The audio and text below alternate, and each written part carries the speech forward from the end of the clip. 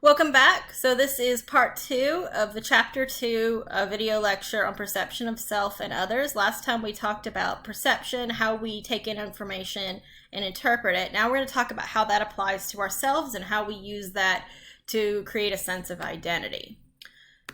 So self-perception is our overall view of ourselves. Self-concept is the perception that we have over skills, abilities, knowledge, competencies, and personalities. In other words, it's who do we think we are? What kind of qualities do we associate with ourselves? What kind of attributes do we think we have?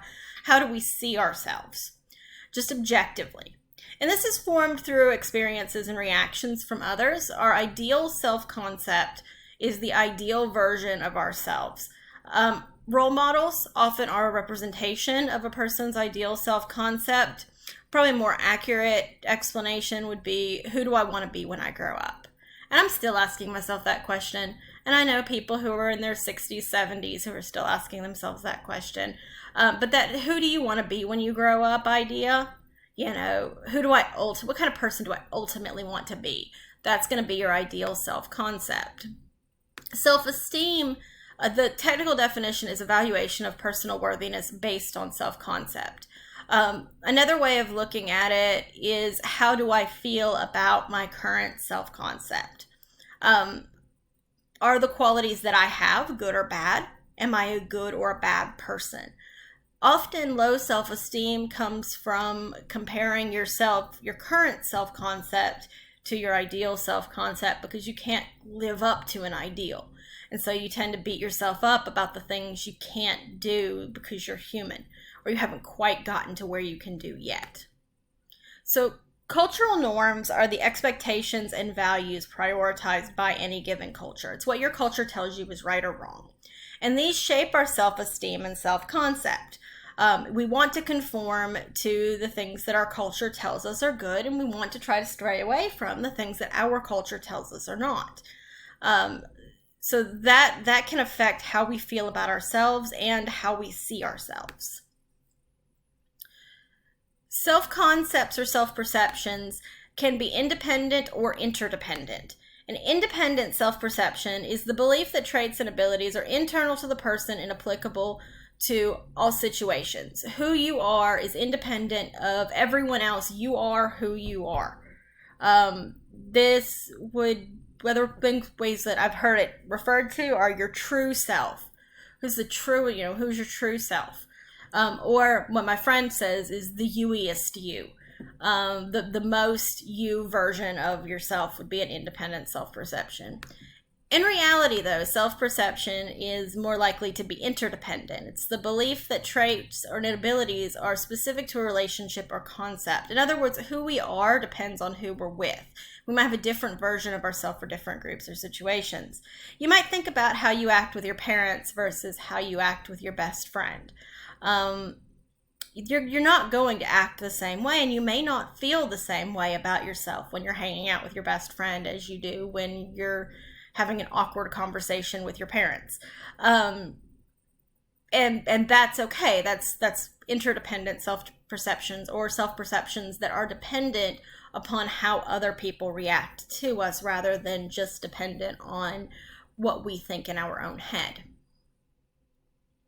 So accuracy and distortion of self-perception. Well, when we're assessing information, it's probably, there's going to be some bias anyway because we're processing it. And as we talked about earlier, perception is far from an objective process. So there is likely to be some inaccuracy and accuracy, and some distortion in how you see yourself versus the reality of it. So a couple questions. How do you see yourself? And then how do you know if how you see yourself is accurate? Like, how do you know if the person that you think you are is actually who you are? That's an impossible question to answer, but we look for a lot of things in life to support or contradict these accuracies and inaccuracies. So incongruence is the difference between self-perception and reality. It's thinking you're better or worse at something than you really are. One example, when I was in undergrad, I had had a very strange education. I hadn't really read any essays from anyone else my age, and so I thought I was really, really terrible at writing and pretty bad at reading because everyone else seemed to be getting things more quickly than I was.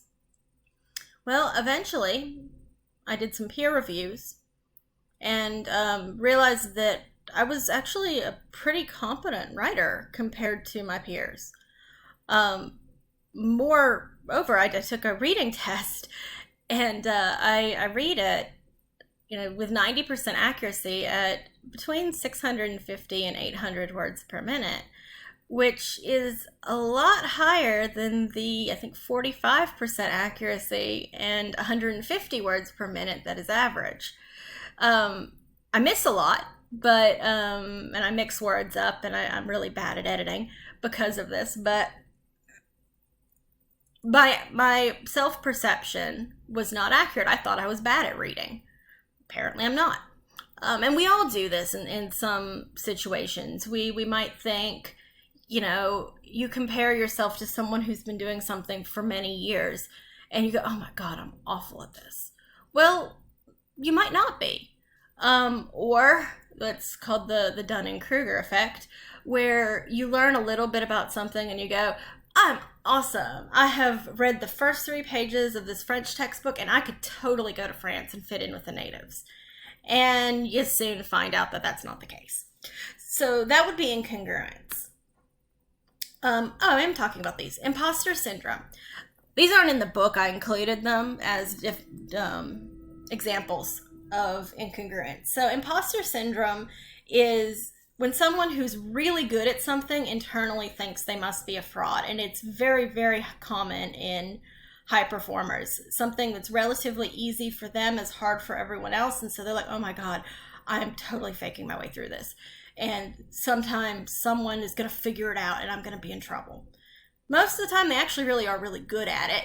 They're just beating themselves up over it. And Dunning-Kruger is what I was talking about a second ago, which is the false idea that you know more or are better at something than you are, normally based on a very limited amount of information. So some other ways that accuracy and distortion of self-perception happen are self-fulfilling prophecies. So this is an inaccurate perception of a skill, characteristic, or situation that leads to acting as if that assumption is actually accurate. So for example, I'm bad at English, so I'll get a bad grade. I think I'm bad at English, so I don't study. I get a bad grade. And then getting the bad grade supports the idea that the person is bad at English. Well, that's not what happened. They didn't study. They didn't do the work, and so they got a bad grade, not because they were bad at English, but because they didn't do the work. So that would be an example of a self-fulfilling prophecy. Filtering messages is another way that we can make self-perception accurate or inaccurate. So we pay attention to messages that support self-perception, and we ignore messages that contradict it. Media often serves as an example for what we should or should not be. So we compare ourselves to these ideal types and try to mimic them. This leads to a distortion of self-perception because the media images were unrealistic to start with. And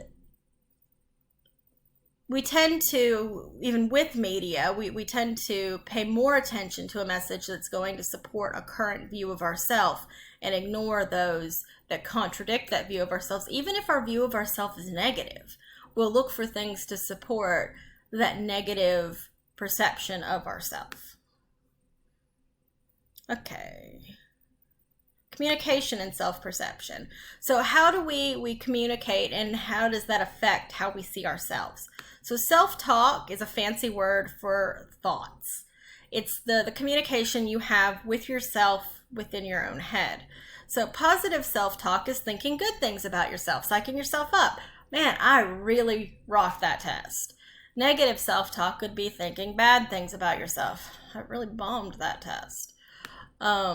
Self-talk affects self-perception. It can create self-fulfilling prophecies and support those filtered messages, because the filtered messages will support the current perception of yourself.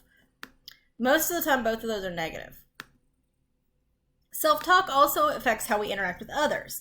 So people who engage in positive self-talk are more likely to be confident because they're building themselves up. People who engage in negative self-talk are reinforcing that already negative perception and are more likely to be apprehensive in social situations. This also affects how we talk about ourselves to others, what we say to others about us, how we describe ourselves. The social construction of the self says that we only show parts of ourselves appropriate to a situation, so different versions of ourselves for different situations. You'll probably be a different person if you email me than if you were to email your best friend. In theory, you'll probably be a little bit more professional, or you won't say as much that's personal. You be a different version of yourself with your boss than with your significant other, and that has to do with the social construction of the self. Self-monitoring is thinking about how we come off to others or adjusting our behavior based on those thoughts. So if a friend says, you're just so hyper all the time, you might try to calm yourself down to try to reduce that hyperactivity around other people if you think it's bothering them. Self-monitoring is, well, it's exactly what it says. It's thinking critically about how we are perceived by other people and then making adjustments based on what we think other people perceive about us. So we're going to stop here because we're about to transition from perception of self to perception of others. So we'll jump in at this slide.